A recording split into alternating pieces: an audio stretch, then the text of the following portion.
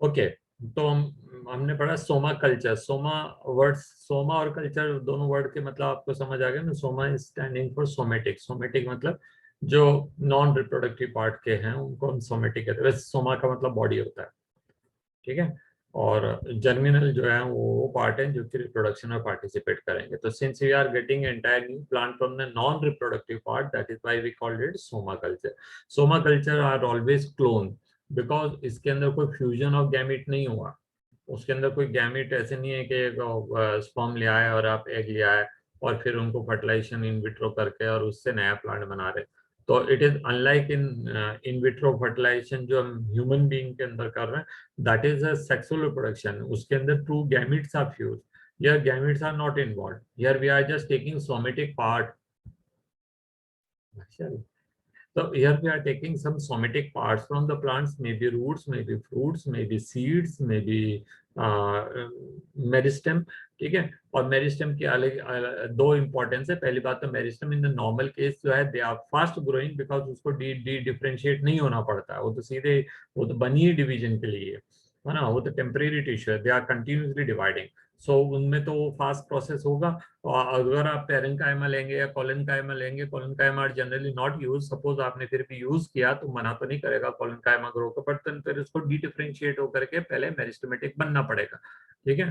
तो D differentiate होना जो है it may be not common with all the cells. आप जान रहे हैं ना मेरिस्ट मतलब डी डिफरेंशिएशन आपने 11 चैप्टर पढ़ा है क्लास 11th में, हाँ या ना? Sir name. Name plant growth and development, जिसमें सारे प्लांट हार्मोन्स के नाम थे, ऑक्सिन, साइटोकाइनिन, गिबरेलिन। नहीं पढ़ा? नहीं। एनीवे उसके अंदर तीन टर्म्स हैं, ये differentiation, dedifferentiation and redifferentiation. इन तीन वर्ड्स का मतलब समझ लीजिए ऐसे ही, just for the sake of understanding this topic. तो डिफरेंशिएशन का मतलब होता है जैसे हम क्लास 10 तक थे तो सारे बच्चे पूरी क्लास में जितने 50 बच्चे थे वो सबके सब, और जो अगर हम कहते हैं 4 सेक्शन हमारे स्कूल में, तो 4 सेक्शन, हर क्लास में 50 बच्चे, तो 200 बच्चे सबके सब एक ही चीज पढ़ रहे थे। Same NCERT, same chapter, science के अंदर वही 16 चैप्टर थे है ना। और मैथ्स में जितने भी रहोगे और वही 5 सब्जेक्ट पढ़ रहे थे, हिंदी, इंग्लिश, फिजिक्स, मतलब Hindi, English, science, history and क्या था बच गया, क्या रह गया, मैथ्स। तो ये 5 ही सब्जेक्ट पढ़ रहे थे, सब एक ही चीज पढ़ रहे थे। सेम ही टाइप का क्वेश्चन पेपर आया है सबके लिए और सेम ही टाइप के उन्होंने आंसर लिखे होंगे, जो भी आंसर तो खैर अलग अलग लिखे होंगे जो भी है। और उसके तो मतलब we were having no difference, है ना। स्कॉलास्टिकली हमारा जो जो जो जो क्या कहते हैं करिकुलम था वो सेम था। अब 11th क्लास में आप आए, उसके बाद आपने बायो ले लिए, है ना। और आपके कुछ साथी रहे होंगे उन्होंने आर्ट्स ले ली, और कुछ साथी रहे होंगे उन्होंने मैथ्स ले ली, किसी ने कॉमर्स ले ली। And what a student of commerce is studying something different from what is you are studying, and what you are studying is different from what maths a student who's opted maths is studying and all. On on the other hand, even the children who have opted bio may be having fifth subject as Hindi, और किसी के पास computer science होगा, या किसी के पास physical education होगा, या किसी के पास कुछ और होगा, ठीक है, depending on the school what they are offering and all and what the child's need is. तो वो हम लोग डिफर हो गए एक दूसरे से। सिमिलरली शुरू में जो सेल्स होती है वो डिवाइड करती हैं and all the cells are alike, ठीक है। जब हमने सीड डाला, जर्मिनेट किया, तो जर्मिनेट करा तो उससे जो शुरू शुरू में सेल्स बने, all the cells were alike. Soon soon जो है वो सेल जो है अपना अपना एरिया डिफाइन कर लेती है। सबसे बाहर वाली होती है वो एपिडर्मल टिश्यू बन जाती है, उसके अंदर वाली होती है वो पेरेन्काइमेटस बन जाती है, उसके अंदर जो होती है वो एंडोडर्मिस की सेल्स बन गई, ठीक है, वो पेरेन्काइमा के मॉडिफिकेशन। और फिर उसके अंदर जाने के बाद जाइलम एंड फ्लोएम बन गए एंड ऑल।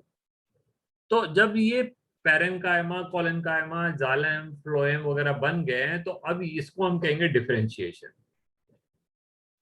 अब डिफरेंशिएशन हो जाने के बाद रेयरली डी डिफरेंशिएशन होता है। Not all the cells which are differentiated into some other tissues में go back to dedifferentiation, ठीक है। हम जानते हैं कि जाइलम की सेल्स डिफरेंशिएट होने के बाद डी डिफरेंशिएट नहीं हो सकती। Same is with the phloem, same is with the sclerenchyma, ठीक है, but certain cells can have an ability to dedifferentiate, parenchyma कर सकता है डी डिफरेंशिएट, वो अपनी जिद छोड़ सकता है, वो बोले आज क्या फर्क पड़ता है मैं पैरेन्काइमा रहूं या मैं मेरिस्टेम रहूं, तो वो जो है parenchyma may lose its ability of parenchymatous tissue, ground tissue, and it may become a meristematic tissue. ठीक है, तो कभी कभार ऐसा हो जाता है, अभी घर में है, जैसे मान लीजिए कि एक आदमी है और वो उसका बड़ा सा बिजनेस है और उसके पास ना एक खुद का ट्रक है, मान लीजिए कि ट्रक का जो ड्राइवर था उसका बड़ा ही फेथफुल था और उसकी डेथ हो गई। अब किसी को कंसाइनमेंट तो पहुंचाना ही है टाइम पे, आपको कोई ड्राइवर, तो वो जो सेठ जी खुद हैं जो जो हमेशा वैसे तो क्या कहते हैं सोफे पे रिवॉल्विंग चेयर पे बैठ करके सिर्फ घूमते रहते थे ऐसे, तो आज उनको उठ करके जो है वो ट्रक का ड्राइविंग भी करनी पड़ेगी, तो वो डी डिफरेंशिएट हो सकता है। ठीक है, हस्बैंड की डेथ हो जाती है किसी दुकानदार की, तो वाइफ कई बार दुकान पे बैठती है, हमने ऐसा देखा है ऑफिस में या शॉप में ऐसा, तो वो डी डिफरेंशिएट हो जाते हैं, वो मालकिन से जो है फिर वो जो है वो काउंटर पे आ सकते हैं, just merely just small counter, तो इसको हम कहते हैं डी डिफरेंट, और फिर वापस री डिफरेंशिएट हो सकते हैं कल को, मतलब आपको स्थिति वापस सब कुछ अच्छी हुई आप उससे भी अच्छे बन सकते हैं, तो आप शुरू करें पैरेन्काइमा से और अब आप जो है आज कुछ और टाइप का टिश्यू बन जाए, तो उसको कहेंगे रीडिफरेंशिएशन, पैरेन्काइमा भी बन सकते हैं या किसी और, तो इस ये एक तरीका है टोटिपोटेंसी में, आपने जो टिश्यू लिया है पहले उसको डी डिफरेंशिएट होना पड़ेगा, मेरिस्टेमेटिक बनना पड़ेगा, इसको डिवाइड करना पड़ेगा और उसके बाद फिर वो सेल्स वापस से अपनी एरिया के हिसाब से वो एपिथेलियम एपिडर्मिस बन जाएगी या कॉलनकाइमा या पैरेन्काइमा या हाइपोडर्मिस या एपिडर्मिस या जाइलम या फ्लोएम जो भी बनेगी, and then ultimately it will take a shape of a new plant. तो ये प्रॉपर्टी प्लांट्स के अंदर मिलती है, एनिमल्स में नहीं मिलती। एनिमल्स के अंदर ये प्रॉपर्टी केवल और केवल स्टेम सेल्स में है, बिकॉज ऑल अदर सेल्स जो है हमारी वो इतनी अच्छे से डिफरेंशिएट हो जाती है कि वो वापस से नहीं जाती है। आप किसी मसल से कहो कि भाई मसल तुम यार क्या करोगे, जैसे मसल की जैसे बनी हुई है, क्यों नहीं तुम जो है मतलब हार्ट बन जाती है, लंग या लिवर या नाक या आंख या कान और रॉड सेल्स और कोन सेल्स और क्या कहते हैं ऑडिटरी सेल्स और डिस्टेंस सेल्स, वो बोले यार मैं इसी हाल में खुश हूँ। The animal tissue once become established they will not differentiate, unlike plant tissue के अंदर भी हमने पढ़ा था only certain may be parenchyma may be collenchyma, ठीक है, नॉट ऑल टिश्यू। अब जाइलम से कहो तो पहले ही मर गई है, वो क्या बनेगी, xylem tracheid xylem vessel they all are dead, उनसे नया प्लांट आप नहीं बना सकते, टोटिपोटेंसी वहां नहीं लगेगा, फ्लोएम में भी ऐसे एसी ट्यूब दे आर डेड, ठीक है, तो उससे आप नया प्लांट नहीं ला सकते, स्क्लेरेन्काइमा से आप नया प्लांट नहीं ला सकते, they are dead tissues, cork cells से नहीं ला सकते because they are dead, and that is why I said you have to scoop out only the living part of a fruit or certain roots, food storing roots, आप हर किसी part से नहीं लाएंगे, या फिर मेरिस्टेम। तो ये समझ गए ना आप, क्वेश्चन जो बनते हैं वो एक्चुअली लॉजिक पे बनते हैं, पढ़ते तो हम बहुत कुछ है लेकिन लॉजिक है, और लॉजिक तो लॉजिक है, देखिए आप किसी को भी कोई भी चीज सिखा देते हैं तो आप जिंदगी की हर चीज नहीं सिखा सकते किसी को, we can teach something but the rest of the thing we have to do himself. अगर आप किसी को कोई ड्राइविंग क्लास में ले गए, मान लीजिए आप ही हैं और अभी आप 17 के हो गए, अगले साल आपको लाइसेंस मिलना है करके अभी से आपको पापा मम्मी जो है वो व्हीकल चलाना सिखा रहे हैं, स्कूटर तो आपका सभी चला रहे हैं, तो जरूरी थोड़ी कि आपको सारी चीजें से भाई बेटा कल को मिट्टी आ जाएगी तो आपको ये करना है, कल को पतंग की डोर आ जाएगी तो आपको ऐसा करना है, वो सब तो आपने सीखी नहीं है, समय के साथ आप ही सीखते हैं, ठीक है। बेसिक चीजें उन्होंने सिखा दी कि भाई ये एक्सीलेटर है, ये ब्रेक है, ब्रेक जो है वो आपको कब लगाना है और कैसे लगाना है, एकदम मत लगा देना, गाड़ी ऐसा हो जाती है हो जाती है, और रेत पे कभी ब्रेक नहीं लगाना, दो पांच चीजें सिखा दी होगी आपको, और आपको इंडिकेटर बता दिया होगा, टर्न इंडिकेटर जो है बेटा इसका ध्यान रखना, बिना बात के नहीं चलता रहे नहीं तो पीछे वाला कंफ्यूज हो जाता है ना, और ये सारी चीजें आपको बता दी, बाकी सब आपको ही सीखना पड़ता है। तो हमने आपको वो चीजें बता दी, बाकी डिफरेंशिएशन, डी डिफरेंशिएशन, री डिफरेंशिएशन, टोटिपोटेंसी, प्लूरोपोटेंसी, ये सारी चीजें आपने जो है टाइम एंड टाइम के साथ में रिलेट करनी होगी। तो देखिए another important application of this method, तो ये मैंने आपको बता दिया, सॉरी यहाँ तक मैंने बता दिया था, अब हम ये वाला पैराग्राफ पढ़ेंगे, ये पैराग्राफ के साथ में हमारा चैप्टर कंप्लीट हो जाता है। क्या है, scientist have isolated single cell from the plants and either digest by after digesting their cell wall, they have been able to isolate naked protoplast. अब इसका क्या मतलब है, जैसा अमीबा का जो सेल है वो नेकेड प्रोटोप्लास्ट है, उसके ऊपर कोई सेल वॉल नहीं मिल रही और वो यूनिसेलुलर है। ऐसे आपको प्लांट का एक सेल निकालना है, कोई भी लिविंग सेल लेकर के आएंगे तो प्लांट के चारों तरफ सेल वॉल है which is having a rigid cell structure. वो उसको जो है मतलब आसानी से टूटने नहीं देगा या मिंगल नहीं होने देगा। हम क्या कर सकते हैं, उसको सेलुलेज एंजाइम में डाल दें, तो cellulase will digest only cell wall, cellulose, nothing else. But you must know, अगर वो पेक्टिन है उसके ऊपर सेल वॉल की तो पेक्टिनेज में डालना पड़ेगा, अगर वो सुबेरिन के है तो सुबेरिनेज डालना पड़ेगा, जो भी है वो चूज कर लीजिए आप कौन सा सब्सटेंस है और उसके हिसाब से। तो उससे क्या होगा, उसका सेल वॉल डिसॉल्व हो गया। अब आपके पास क्या है, एक सेल है जिसके अंदर केवल प्रोटोप्लाज्म है एंड सेल मेम्ब्रेन है। प्रोटोप्लाज्म के अंदर सभी कुछ होता है, असल बात तो वही है। तो इसलिए हमने इसको क्या कहते हैं, नेकेड प्रोटोप्लाज्म। कुल मिला के ये है कि आप ये मान लिया कि वो एक सेल वैसी की वैसी थी, केवल उसमें सेल वॉल नहीं है। Surrounded by plasma, isolated protoplast from the two different varieties of plant. Now when I'm saying two with different varieties, they may be a variety of same plant or they may be two different species even. आप tomato और बैंगन को या tomato और potato की दो sales ले लें और दोनों के सेल वॉल डिसॉल्व कर लें और उन दोनों सेल को साथ ले आए और उनको फ्यूज कर लें, तो अब क्या होगा, एक सेल बन जाएगी बड़ी सी और उसमें दो न्यूक्लियाई रहेंगे। अब दो न्यूक्लियाई को भी फ्यूज कर लीजिए तो क्या होगा, 2n chromosome of one plant and 2n chromosome of another plant. ठीक है, तो मान लीजिए कि टमाटो के अंदर में I am not very much sure now what is the number of chromosomes in tomato, पता करना है तो पता कर सकते हैं, पर छोड़िए अपने पर टाइम, काय को टाइम लगा। तो मैं कहता हूँ टमाटो में मान लीजिए 4 क्रोमोसोम है और पटेटो में मान लीजिए 6 क्रोमोसोम है।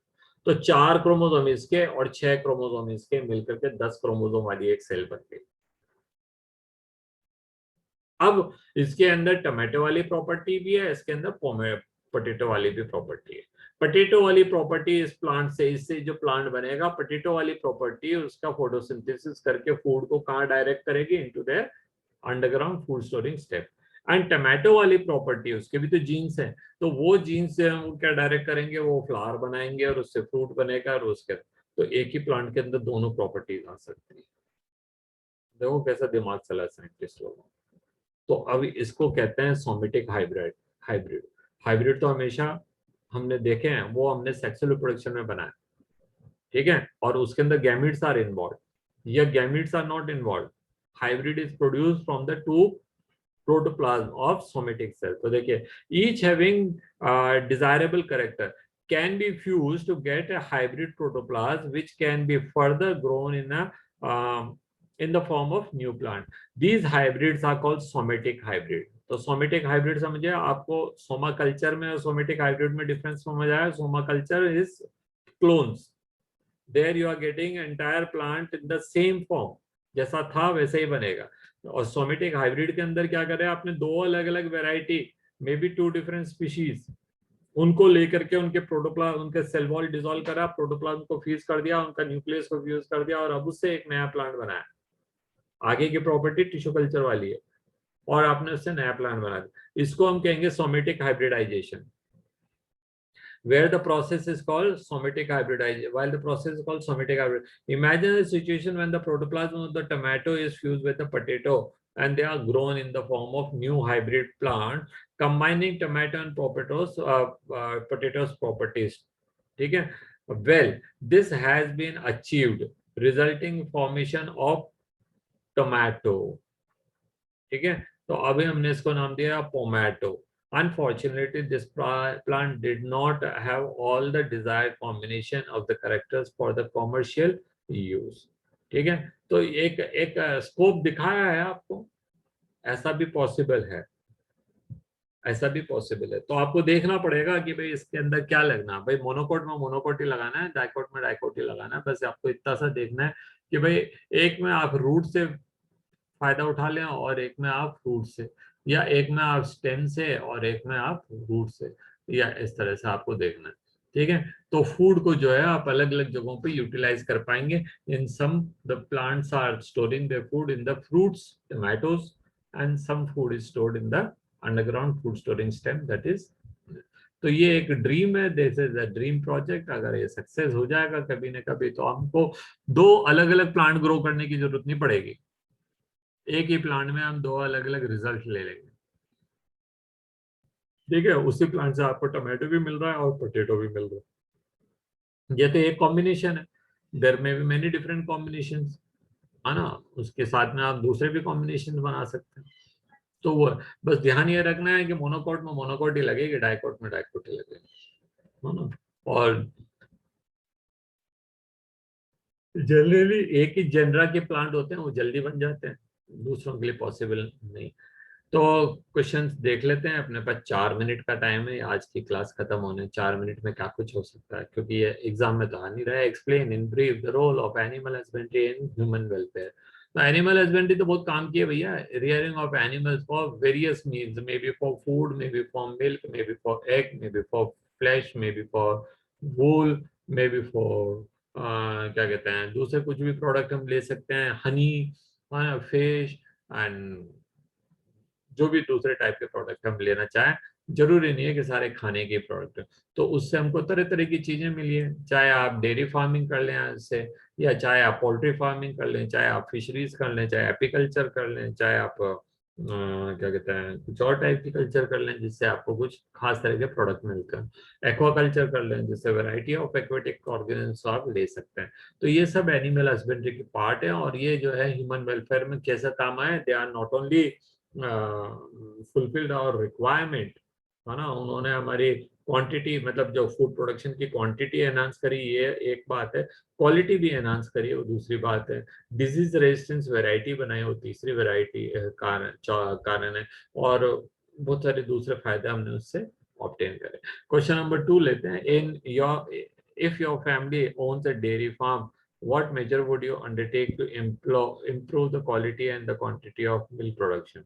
तो आप क्या करेंगे भाई, आपका पास डेयरी फार्म है, तो सबसे पहले आप क्या करेंगे कि आप जो है एक अच्छी वैरायटी की गाय या भैंस या जो भी जिसका भी आपको दूध लेना, अच्छी वैरायटी की चुनेंगे।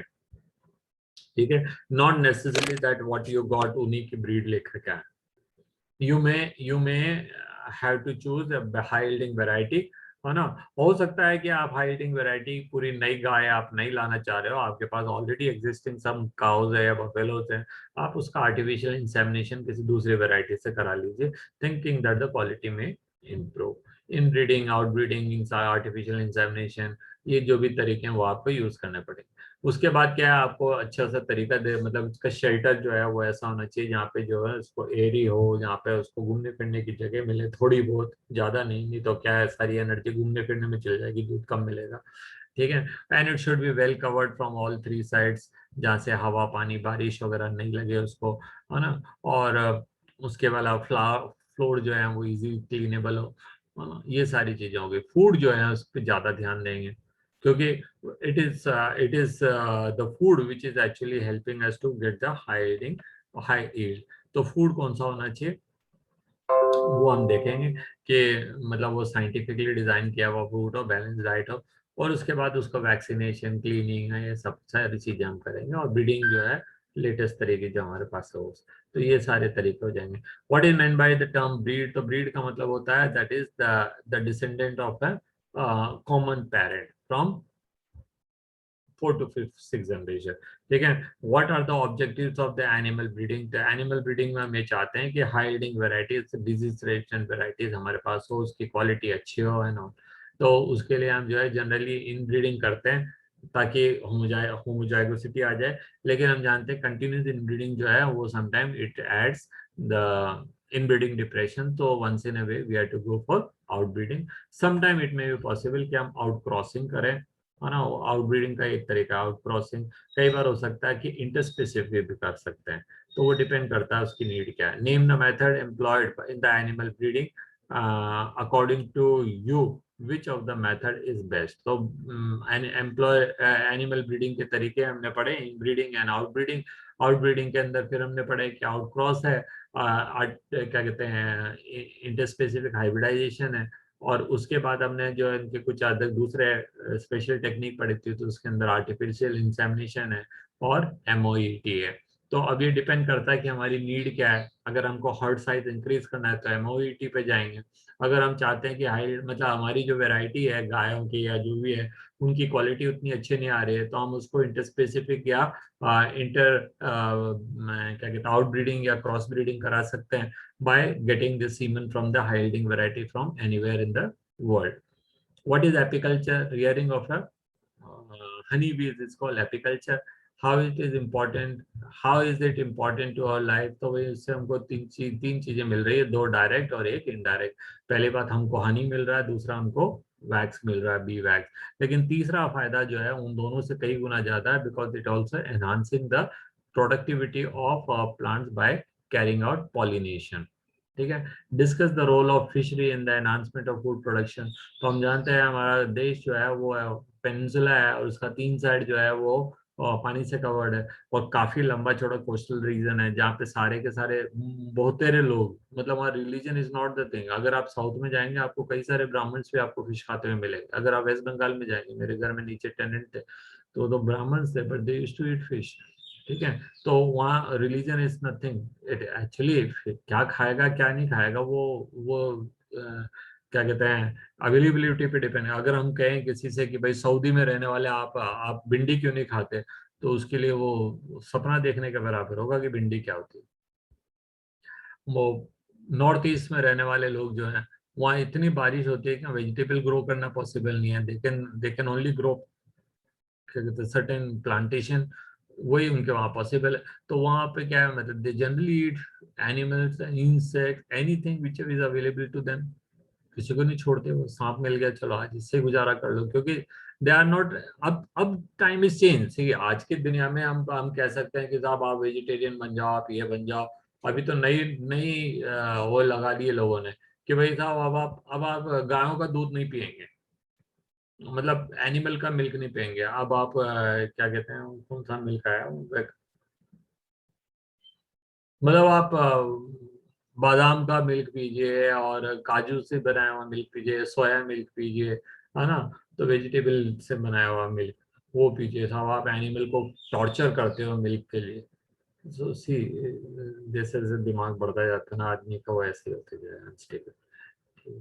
तो वो हो गया। तो हम क्या कह रहे हैं कि मतलब वो इतनी सारे कोस्टल लाइन में, और इसके अलावा जो नदियां हैं देश के अंदर बहुत सारी नदियां हैं, तो we have got plenty of sources where we fish as well as other aquatic organism can be obtain and they are actually consume by large number of people. तो अगर हम साइंटिफिक वे से इसको करेंगे तो हम जो है प्रोडक्टिविटी काफी अच्छी ले सकते हैं, और वो हमारे देश की न केवल हमारी फूड रिक्वायरमेंट पूरी कर रहा है बल्कि हम इसको एक्सपोर्ट भी कर रहे हैं, और वो हमारे लिए फार्मर्स के लिए तो पैसा ला रहा है और देश के लिए जो है वो फॉरेन करेंसी लेकर के आ रहा है। तो ये एक बहुत अच्छा सोर्स है ना।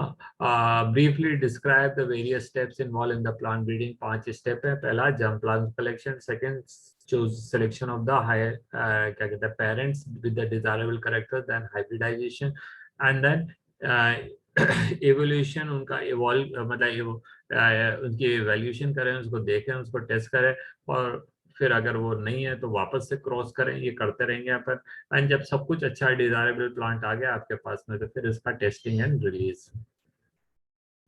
तो ये आपके स्टेप्स हो गए। Explain what is meant by biofortification by artificial means, if by hybridization and by other technique, if we can increase the content, the nutrient quality in certain plant, maybe excess of a certain type of mineral content or vitamin content or some other type of protein content can be increased, then it will be helping in combating the hidden hunger.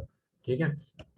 which part of the plant is best suited for making virus free, तो वो meristem हो जाएगा। अभी मैंने पढ़ा है what is the major advantage of producing plant from micropropagation। तो इसके अंदर हम एग्जैक्ट क्लोन प्रोड्यूस करते हैं लेस टाइम के अंदर, मल्टीपल नंबर। आप 100 200 500 कितना भी प्लांट बना सकते हैं, है ना, कम टाइम के अंदर। और वो सब जो है वो वायरस फ्री होंगे, और वो जो है वो सोमेटिक क्लोन्स होंगे एग्जैक्ट, है ना। तो वही तो हमको चाहिए, हम उसी के लिए तो कर रहे हैं।